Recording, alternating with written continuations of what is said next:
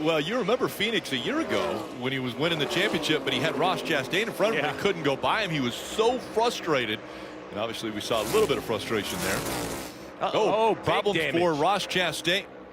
And he's going to get into the wall.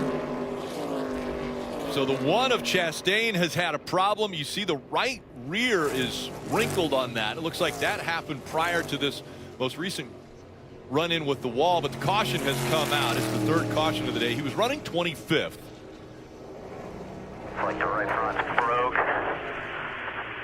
Bring it back down pit road and take a look at it.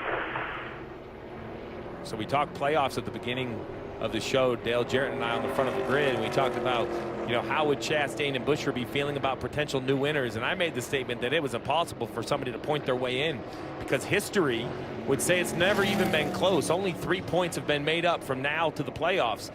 But let me put a big asterisk. You also have to understand the situation. With the one having issues, if you're Bubba Wallace in the 23, I know he doesn't like how his car's running.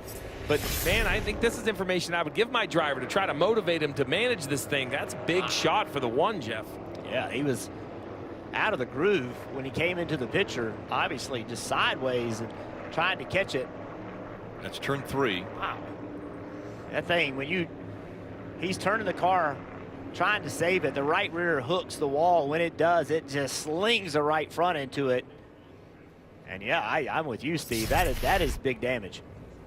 Marty. And Rick, an interesting comment from Ross Chastain just a moment ago as you see him coming down pit road. Steve, he said he lost steering before he lost the right front. You got to wonder if there was contact even before that. And yeah, you can see that right front definitely not tracking the right way for Ross Chastain, who was near the cut line. This is going to be big for this one team. Wow.